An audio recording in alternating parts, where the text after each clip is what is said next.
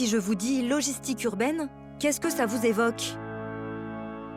Je sais pas du tout, ça t'inspire quoi toi? Non. Logistique urbaine, c'est tout ce qui touche à, on va dire, ah non, je suis pas du tout calé sur le sujet, non.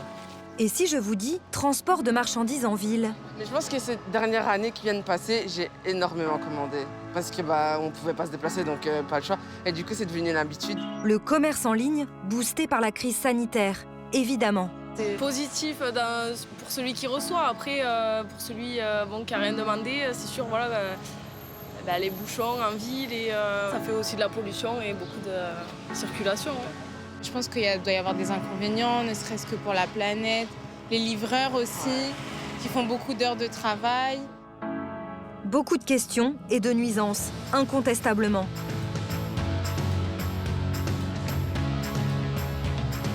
L'année de crise sanitaire a fait éclater au grand jour un enjeu majeur pour les villes, la livraison du dernier kilomètre. L'explosion des livraisons aux particuliers change, je pense, la perception de la logistique urbaine. On voit les livreurs alors qu'on ne les voyait pas auparavant. On était juste un peu embêtés quand ils étaient en double file. Aujourd'hui, on les voit parce qu'on leur dit bonjour, on prend les colis, on signe, on fait un acte logistique. Madame. Je pense que c'est aussi pour ça qu'il y a cette sensibilité à l'impact que ces flux logistiques peuvent avoir sur la vie, les impacts environnementaux, les impacts de circulation, les impacts sociaux. Mais attention, la livraison aux particuliers ne représente que 15% des flux logistiques. Ce n'est pas négligeable, mais ce n'est pas le plus important. Pour le dire autrement, le commerce en ligne n'est que la partie émergée de l'iceberg. Pour découvrir l'ampleur et les enjeux de la logistique urbaine, nous avons rencontré les meilleurs acteurs du secteur.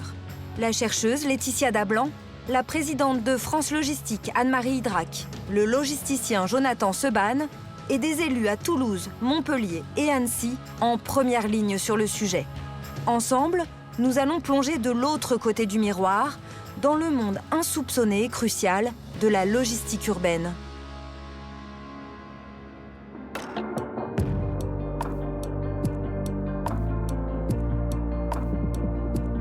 À notre niveau d'individu, on ne voit que la camionnette en double file au coin de la rue. Mais si on prend un peu de hauteur, on découvre des centaines, des milliers de flux. La logistique urbaine, c'est l'ensemble des flux liés au transport de marchandises qui nourrissent la ville. Approvisionnement des cantines, des commerces, des chantiers ou de l'industrie. Et en sens inverse, les déchets et les produits qui sortent de la ville. Il y a effectivement quelque chose qui est de l'ordre de la respiration. Et j'aime bien cette expression parce que ça veut dire que c'est la vie. On s'en est bien aperçu pendant les confinements. On peut, à la rigueur, confiner les gens, mais on ne peut pas confiner les marchandises. On estime que sans approvisionnement, la ville de Paris serait à court de vivre au bout de 48 heures. Donc c'est évidemment une activité totalement indispensable au fonctionnement de notre quotidien. On comprend bien que la logistique urbaine est vitale pour les villes, pour leur commerce et leur économie. Mais l'explosion des flux pose un certain nombre de questions.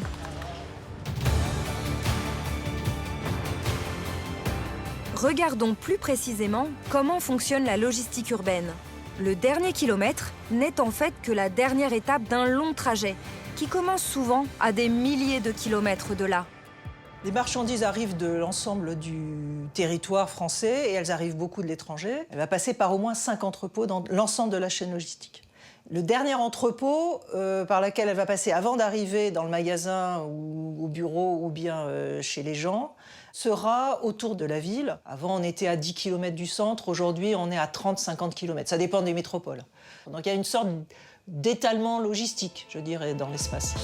Cet étalement signifie beaucoup de kilomètres parcourus et beaucoup de camions, avec à l'arrivée des effets négatifs de moins en moins tolérés par les habitants et surtout intolérables pour l'environnement. Il nous reste 9 ans pour baisser nos gaz à effet de serre sur nos territoires de 50% et donc d'atteindre d'ici à 2050 la neutralité carbone fixée par les accords de Paris. Il faut savoir que la logistique urbaine, c'est 30% des émissions de gaz à effet de serre, donc forcément c'est un enjeu qui est considérable pour notre agglomération. À l'échelle de la planète, ces gaz à effet de serre ont un effet désastreux sur le réchauffement climatique. Mais les véhicules ont aussi un impact local, car ils émettent des oxydes d'azote et des particules fines qui affectent durement la santé des riverains. Surtout les petites camionnettes, qui sont en général les plus vétustes.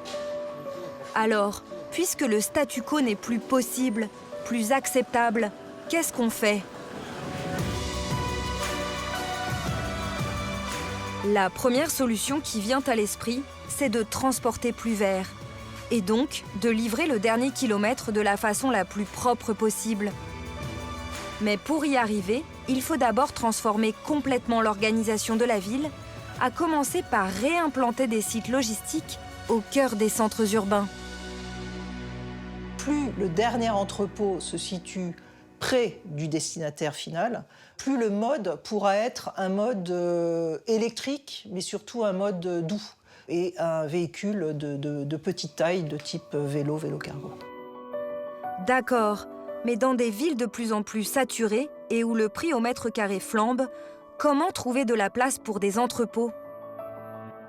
Il faut savoir se glisser là où on ne nous attend pas forcément. J'aime bien dire que la logistique urbaine, c'est un peu l'eau qui s'infiltre en réalité. Elle se met finalement là où elle peut se mettre. Les espaces interstitiels, les friches, c'est aussi la revalorisation d'un certain nombre de pieds d'immeubles avec des souterrains qui sont en général peu utilisés. Et il me semble que c'est une opportunité absolument géniale finalement pour la ville et la ville durable, pour venir revaloriser, reconstruire de la valeur urbaine sur des sites qui en étaient finalement dépourvus.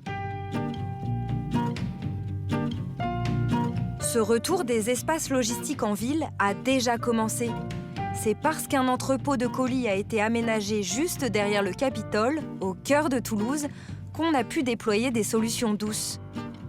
Le vélo-cargo est ainsi devenu la nouvelle star des livraisons.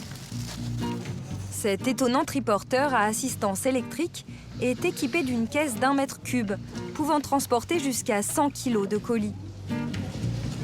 Il est le seul capable de se faufiler dans le dédale du centre historique de Toulouse.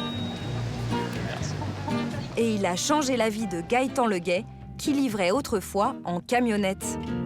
C'est beaucoup plus facile de circuler à Toulouse en vélo qu'en étant en camion ou en voiture. Ça permet aussi moins de stress, moins d'attente dans les bouchons. Pour moi, c'est l'avenir.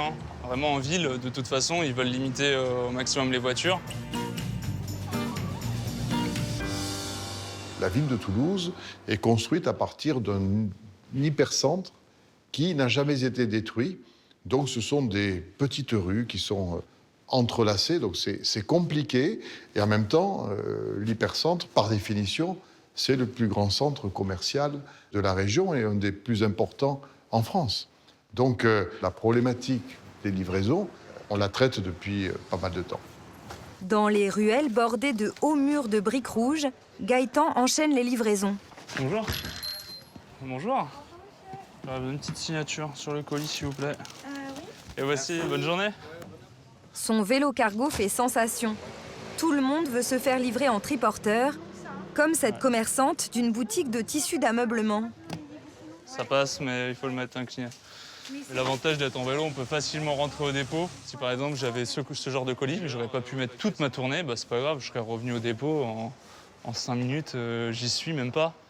Vous actuellement vous faites livrer en camion, c'est ça? C'est que des camions, ouais. Ouais, ce gare-là et puis ça râle qui. ça crée pas mal de bouchons quand même. Le vélo-cargo, lui, sait se faire discret, même dans les rues les plus étroites de la ville rose. Écolo et facile à stationner, le vélo-cargo a un avenir radieux devant lui. Les élus lui déroulent déjà le tapis rouge.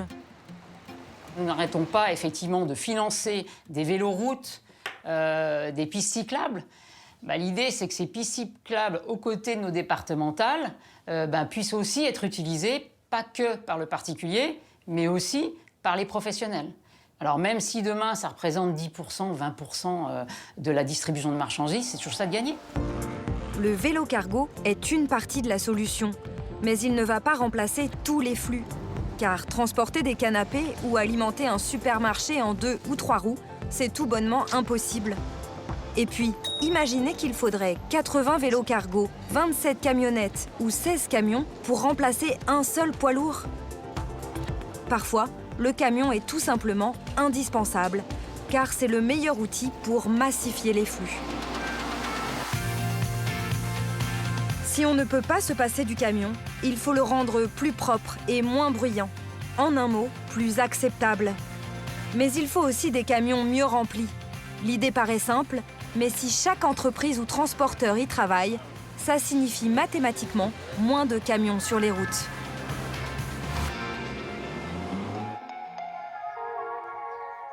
Démonstration dans la plus grande plateforme colis de France, cachée au milieu des champs de Montereau-sur-le-Jard, en Seine-et-Marne. Ici, jusqu'à 37 000 colis par heure peuvent défiler sur les doubles tapis roulants. Autant dire qu'il faut une sacrée organisation pour ranger les camions au carré. Patrick Pronost nous en dévoile le secret. Voilà, je laisse une première zone d'environ 50 cm à 1 mètre depuis le fond du camion. Je vais commencer à prendre les colis de colis standards, carrés comme celui-là, qui vont me permettre de constituer des murs comme des rangs de parpaing. Ces murs vont être montés jusqu'à environ 1,60 m maximum. Je vais combler la première zone de chargement avec tous les petits colis, tout ce qui est léger. Je viendrai aussi combler l'espace entre le haut du mur et le plafond du camion en y injectant tous les petits colis instables. Et ensuite, je vais continuer toute la phase de chargement jusqu'à la fin. Résultat, 2000 colis dans une caisse mobile, contre 1500 avant la mise en place de cette méthode. Soit 30% de colis en plus dans un même contenant, ce qui veut dire 30% de camions en moins sur les routes. Et quand on sait qu'on peut mettre 2 caisses mobiles sur un même camion, le bénéfice est évident. Et cette massification s'applique jusqu'au dernier kilomètre, jusqu'à la camionnette qui vient livrer en ville. Au lieu de tasser les colis en vrac à l'arrière, un système tout simple de sacs permet d'optimiser le chargement. Maintenant, allons encore plus loin et imaginons que plusieurs acteurs arrivent à partager un même camion. Eh bien, cette solution est déjà à l'œuvre. Il s'agit de mutualiser les flux. Aujourd'hui, les acteurs de la logistique urbaine travaillent chacun dans leur coin. Et en plus, nombre d'entre eux ne sont pas des professionnels de la logistique.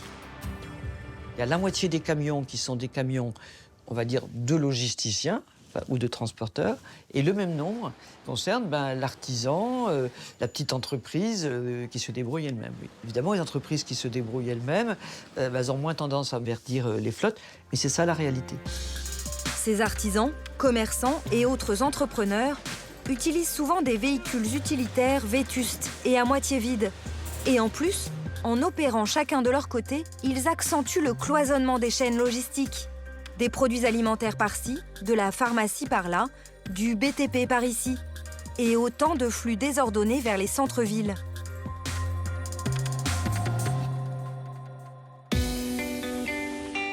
De plus en plus de collectivités veulent mettre un terme à cet absurde chacun pour soi. À Toulouse, on a mis tout le monde autour de la table pour réfléchir à une infrastructure mutualisée. En son cœur, Urbi, un hub logistique du groupe La Poste, situé à seulement 5 km du cœur de la ville. Voilà, donc là, vous êtes dans le centre de distribution mutualisé Urbi. Donc ici, c'est le centre névralgique. Là, vous avez les travées, vous avez les codes postaux de Toulouse qui sont représentés. C'est un peu comme un entonnoir, vous avez l'ensemble des produits rentrant sur Toulouse. Et en fait, au final, sur un code postal, vous allez avoir qu'un seul camion qui va faire la livraison de l'ensemble des produits. Pour mieux comprendre ce système mutualisé, prenons l'exemple du magasin Midika, équivalent toulousain du BHV. Première étape, les marchandises arrivent de toute la France par différents camions. Elles sont déchargées, mais pas seulement, car Urbi propose un petit plus. On récupère l'ensemble de ces produits, on va flasher le code barre pour faire l'entrée en stock directement du magasin Midika. On va reconfectionner l'ensemble de ces produits qui auront été flashés par étage du magasin. Donc ça facilite pour pouvoir mettre tout de suite les marchandises en rayon. Ensuite, les marchandises de nombreux fournisseurs différents sont chargées dans un seul camion. Au lieu de 15 camions qui livraient le magasin auparavant, un seul prendra la route du centre-ville de Toulouse et en plus, il roule au gaz naturel. Le trafic a été divisé par 15, radical.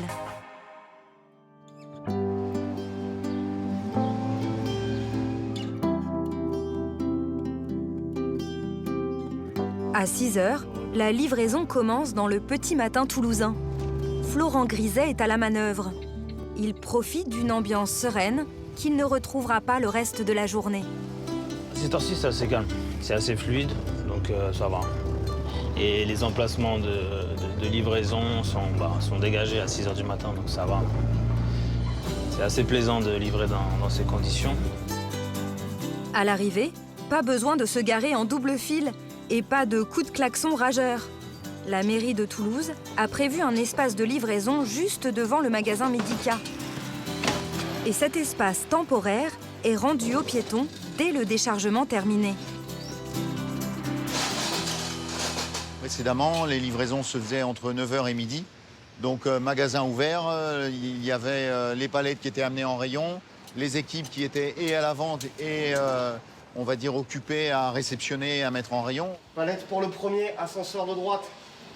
Aujourd'hui, les livraisons et les mises en rayon sont faites entre 6h30 et 9h30. Et à 9h30, lorsqu'on ouvre à nos clients, on est à leur disposition, on est à leur service.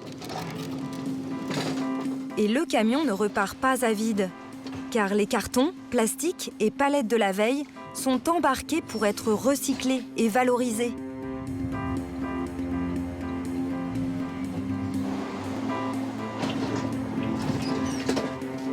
Une fois les déchets déchargés au centre de tri, le poids lourd retourne à sa base, prêt à reprendre sa boucle vertueuse.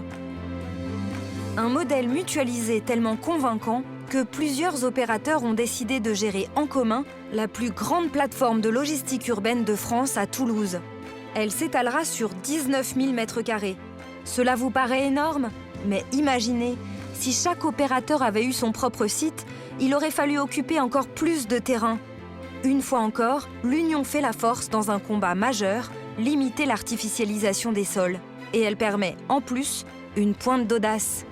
On essaie d'avoir une qualité esthétique et architecturale, des couleurs également, des formes un peu différentes et qui cassent l'image du cube ou du rectangle.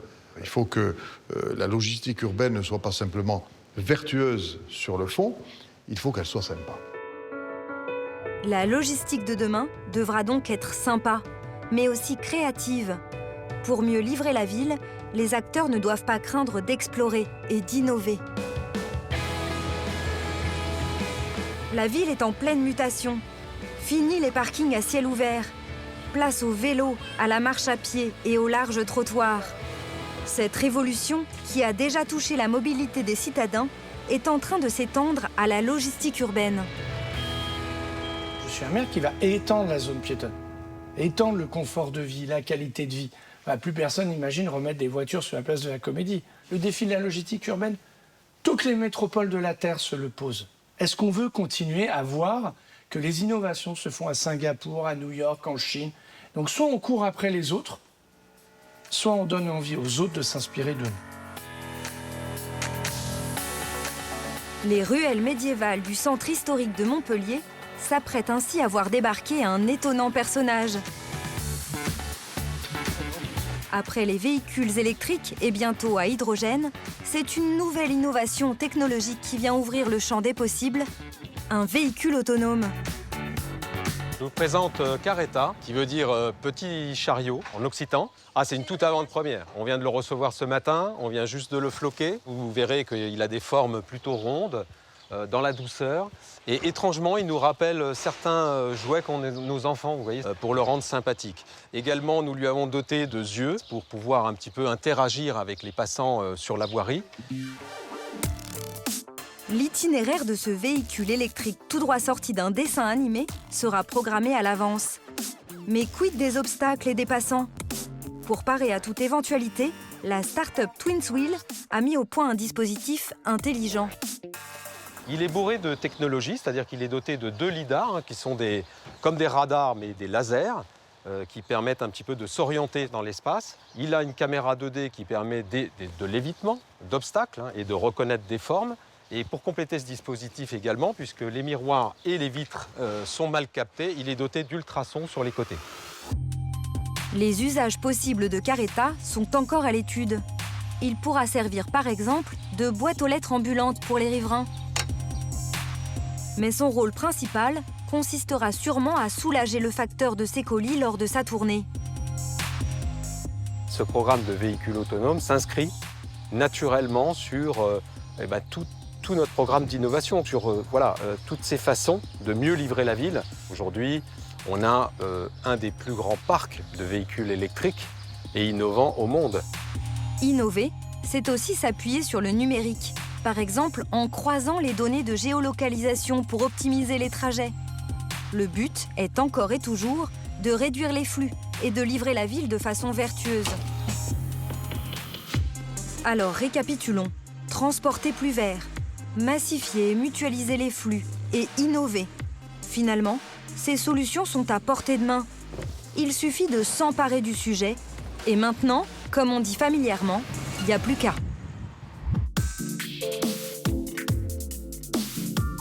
Malgré l'explosion des flux et son impact sur les habitants, la logistique urbaine reste un tout nouveau sujet pour les collectivités. Tous les sujets de logistique sont dans l'angle mort. Parce que, sans doute, ils sont trop complexes, parce que les marchandises ne votent pas. Les élus ont pourtant toutes les clés pour changer la donne. Les collectivités territoriales, à mon avis, sont des acteurs très importants. Et ce sont des acteurs qui sont trop timides, qui ne se rendent pas compte de leur importance. Toutes les questions de permis de construire, de plan local d'urbanisme, de schéma directeur sont gérées par les collectivités territoriales. Ces organisations de l'espace, pour le présent et pour le futur, peuvent absolument intégrer la logistique. La mairie a le pouvoir de police. C'est elle qui réglemente l'accès, qui décide la piétonisation, les horaires d'ouverture de la zone piétonne pour pouvoir livrer.